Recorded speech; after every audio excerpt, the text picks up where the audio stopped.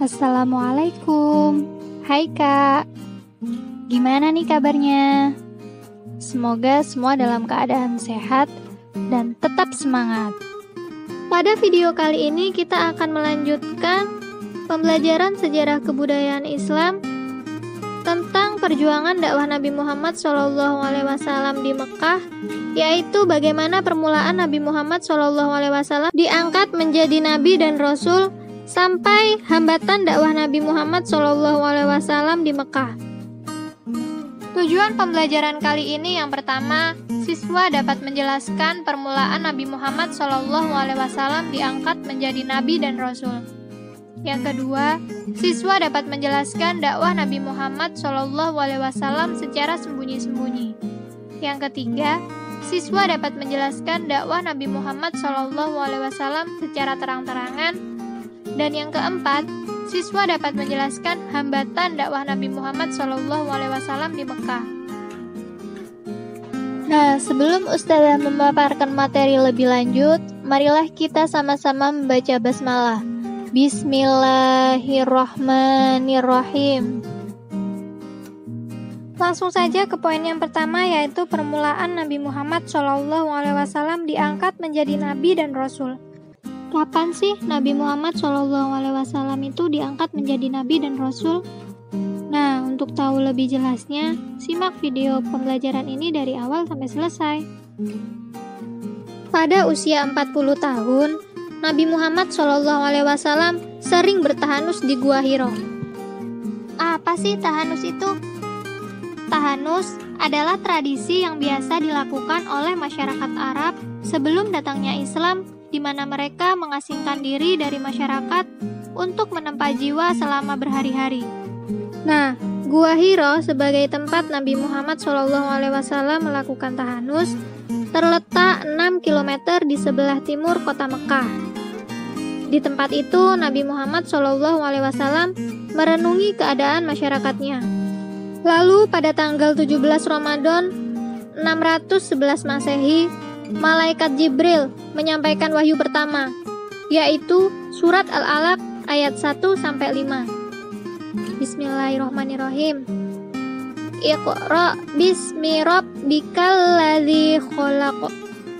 Khalaqal insana min 'alaq.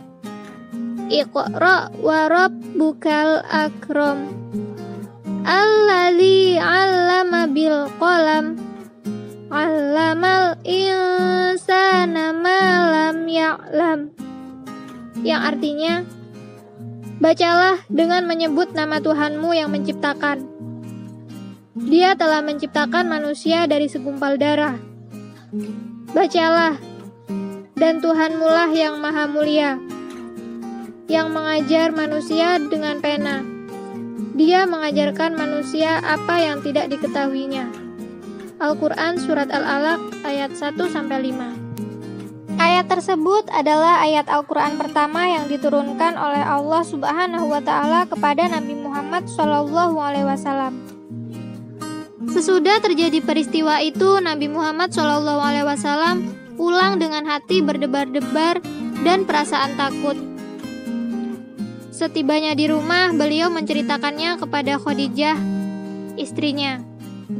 Keesokan harinya, Khadijah menanyakan kepada suaminya, apakah sesungguhnya yang telah terjadi atas dirinya.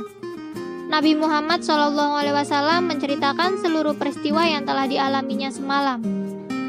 Setelah itu, Khadijah mengajak Nabi Muhammad SAW menemui Waraqah bin Naufal, yaitu anak pamannya. Waraqah bin Naufal ini saat itu sudah lanjut usia. Ia seorang pemeluk agama Nasrani yang memahami isi kitab Taurat dan Injil. Khadijah menceritakan kepadanya peristiwa yang terjadi atas diri Nabi Muhammad SAW dan meminta pendapat atas peristiwa itu. Nabi Muhammad SAW juga menceritakan seluruh peristiwa yang telah dialaminya. Mendengar berita dari Nabi Muhammad SAW dan istrinya itu, Waraqah bin Naufal menjawab, Maha suci, wahai anak saudaraku, ini adalah malaikat Jibril yang pernah diutus oleh Allah kepada Nabi Musa alaihissalam. Sesungguhnya engkau, wahai Muhammad SAW, adalah seorang nabi untuk umat seluruh alam. Kiranya aku masih hidup, aku akan membelamu ketika kelak kaummu akan mengusirmu. Turunnya wahyu pertama itu menandakan bahwa Nabi Muhammad SAW telah diangkat menjadi utusan Allah Subhanahu wa Ta'ala.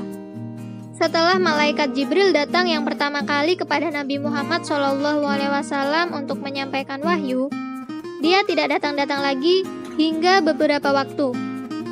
Nabi Muhammad SAW menanti-nanti kedatangannya lagi. Akhirnya beliau selalu datang ke Gua Hiro seperti kebiasaannya sebelum menerima wahyu. Nah, hari tidak diturunkannya wahyu tersebut disebut Fatratul Wahyi atau masa berselangnya wahyu. Hingga pada suatu hari ketika beliau berada di Gua Hiro, terdengarlah suara dari langit. Lalu beliau melihat ke atas, maka dilihatlah malaikat Jibril. Melihat pemandangan itu, tubuh beliau gemetar. Lalu beliau segera pulang ke rumah. Sesampainya di rumah, Nabi Muhammad SAW meminta selimut, kemudian tertidur. Dalam keadaan beliau sedang tidur, datanglah malaikat Jibril menyampaikan wahyu. Firman Allah Subhanahu wa Ta'ala kepada beliau yaitu surat Al-Muddatsir ayat 1-7. Nah, ayat ini menjadi pertanda dimulainya misi Rasulullah SAW dalam berdakwah, menyebarkan agama Islam dengan memberikan peringatan kepada seluruh umat manusia agar menyembah Allah Subhanahu wa Ta'ala dan mengesahkannya. Rasulullah SAW berdakwah di Mekah melalui dua strategi, yaitu dakwah secara sembunyi-sembunyi dan dakwah secara terang-terangan. Jadi jelas ya bahwa Nabi Muhammad SAW memulai perjalanan dakwahnya sejak turunnya wahyu yang kedua yaitu surat Al-Muddatsir ayat 1-7.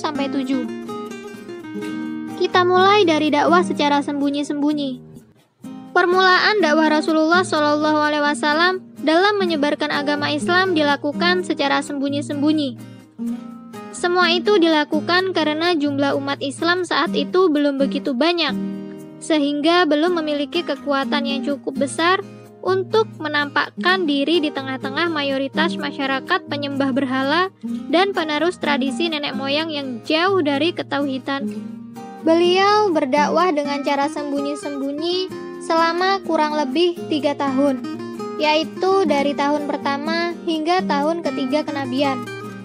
Beliau berusaha menjelaskan ajaran Islam kepada keluarga dan kawan dekat atau sahabat. Nah, adapun orang-orang yang mula-mula menerima dakwahnya adalah yang pertama Khadijah, itu istrinya, Ali bin Abi Thalib itu anak pamannya, Abu Bakar adalah sahabatnya, dan Zaid bin Harisah itu pembantunya. Nah, keempat orang terdekat inilah yang disebut Asabiqunal Awalun atau orang-orang yang pertama kali masuk Islam. Selanjutnya beberapa orang mengikuti dakwah Nabi Muhammad SAW. Mereka adalah Utsman bin Affan, Abdurrahman bin Auf, Zubair bin Awam, Sa'ad bin Abi Waqqas, Talha bin Ubaidillah, Abu Ubaidah bin Jarrah, dan Arqam bin Abil Arqam. Kegiatan dakwah secara sembunyi-sembunyi ini dipusatkan di rumah Arqam bin Abil Arqam yang disebut Darul Arqam. Selanjutnya dakwah secara terang-terangan. Di saat jumlah kaum muslimin yang berada di kota Mekah makin bertambah, Rasulullah SAW mencoba untuk menyebarkan dakwahnya secara terang-terangan.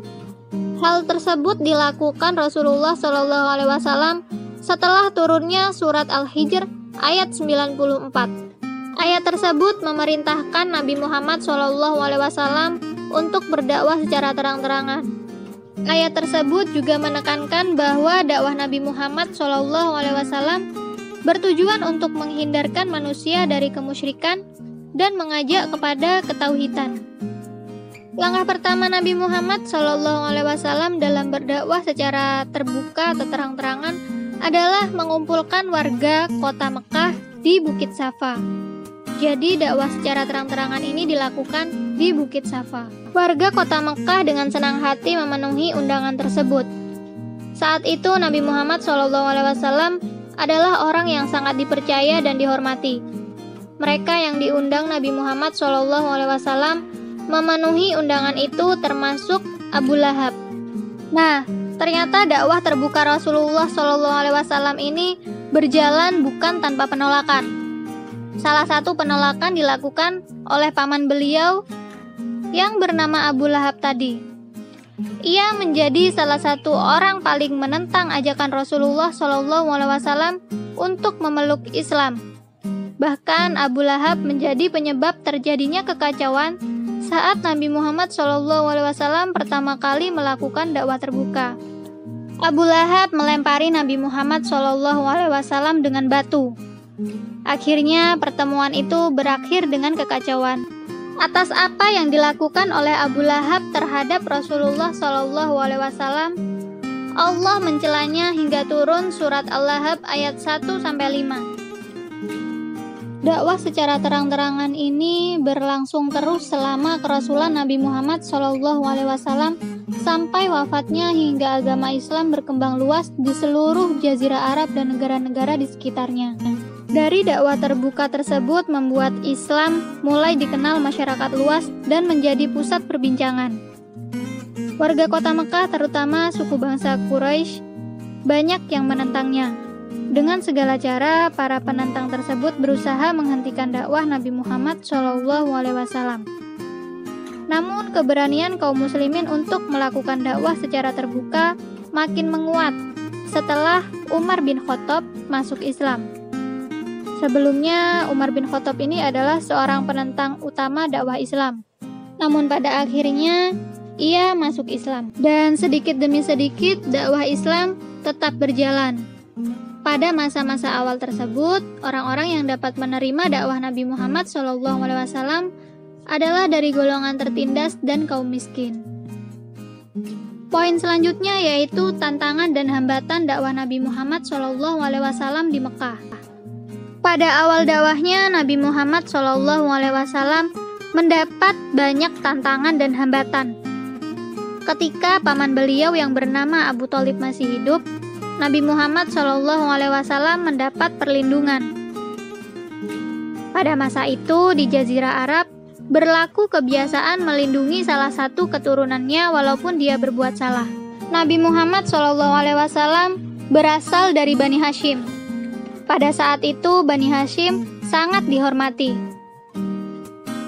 Adapun Abu Thalib adalah pengatur pembagian air Zam-Zam.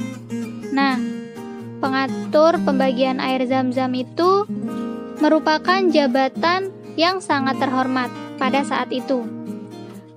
Kemudian banyak tokoh kafir Quraisy yang membujuk Abu Thalib agar melepaskan perlindungan terhadap Nabi Muhammad SAW. Adanya desakan untuk menghentikan dakwah yang bertubi-tubi sempat membuat Abu Thalib goyah. Akhirnya dia juga berusaha membujuk Nabi Muhammad SAW untuk menghentikan dakwahnya. Akan tetapi permohonan pamannya tersebut ditolak. Selain itu, para pengikut Nabi Muhammad SAW juga banyak mengalami siksaan karena keimanannya. Di antara pengikut dan sahabat beliau yang mendapat siksaan itu adalah Bilal bin Rabah, keluarga Amr bin Yasir, Zubair bin Awam, dan Abu Bakar. Menghadapi hambatan yang sangat berat tersebut, Nabi Muhammad SAW memerintahkan beberapa sahabatnya untuk pindah atau hijrah ke Ethiopia atau Habasyah. Nah, berikut ini bentuk-bentuk upaya penolakan kaum kafir Quraisy terhadap dakwah Rasulullah SAW. Yang pertama, penghinaan, ancaman, dan siksaan terhadap Rasulullah SAW.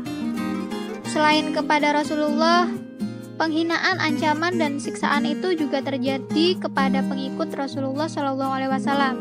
Seperti yang tadi disebutkan, Bilal bin Rabah, keluarga Amr bin Yasir, dan lain-lain. Hambatan yang lain yaitu adanya pemboikotan selama 3 tahun. Bentuk pemboikotan itu antara lain yang pertama, tidak mau atau tidak boleh berbicara dengan orang Islam, tidak mau atau tidak boleh berjual beli dengan orang Islam.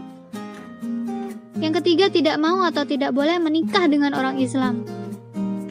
Namun pemboikotan itu berhenti setelah papan pengumuman pemboikotan yang dipasang di Ka'bah hancur dimakan rayap. Selain itu, hambatan yang lain yaitu adanya bujukan harta, kedudukan, dan wanita. Membujuk Nabi untuk bertukar sesembahan, membujuk dan memprovokasi Abu Thalib agar menghentikan dakwah Rasulullah SAW, kemudian menghasut masyarakat Mekah. Selain itu juga mempengaruhi pimpinan negara-negara tetangga untuk menolak. Wah, sungguh berat ya ujian Nabi Muhammad SAW dalam mendakwahkan Islam. Nah, ternyata ada faktor-faktor tertentu yang menyebabkan kaum Quraisy ini enggan memeluk agama Islam yang dibawa oleh Nabi Muhammad SAW.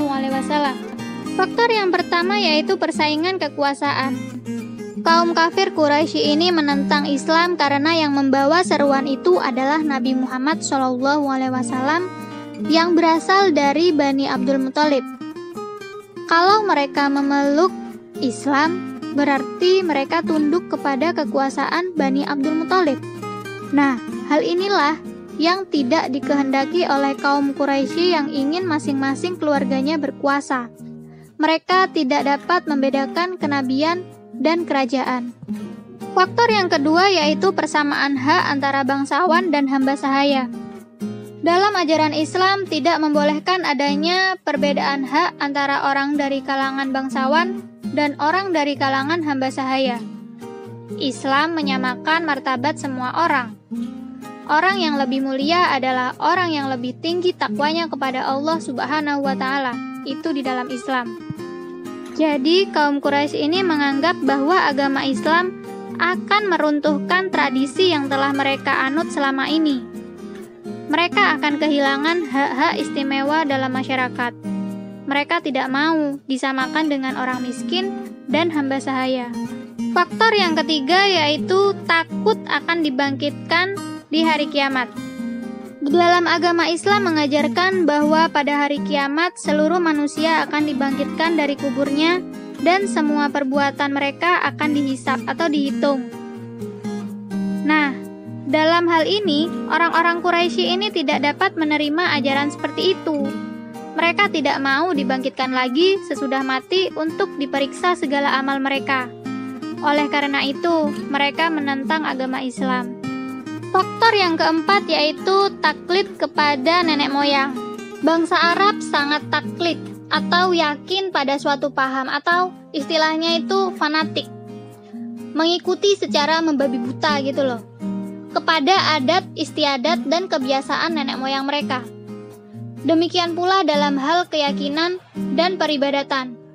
Seolah-olah mereka akan mendapat kecelakaan kalau berani melanggar ketentuan orang tua atau nenek moyang mereka, walaupun sebenarnya ketentuan dan kebiasaan tersebut belum tentu benar. Oleh karena itu, kaum Quraisy pada mulanya sulit untuk memeluk agama Islam karena memeluk Islam berarti meninggalkan agama nenek moyang. Dan dikhawatirkan jika mereka masuk Islam nanti dan berhenti menyembah berhala, sesembahan mereka, kepercayaan nenek moyang mereka, maka mereka khawatir akan terjadi petaka karena telah meninggalkan tradisi nenek moyangnya. Seperti itu. Alhamdulillah, sekian dulu pemaparan materi dari Ustazah. Semoga apa yang Ustazah sampaikan dapat dipahami dengan mudah. Jangan lupa belajar di rumah, menjaga sholat 5 waktu, dan tak lupa menjaga kesehatan. Tetap semangat. Assalamualaikum warahmatullahi wabarakatuh.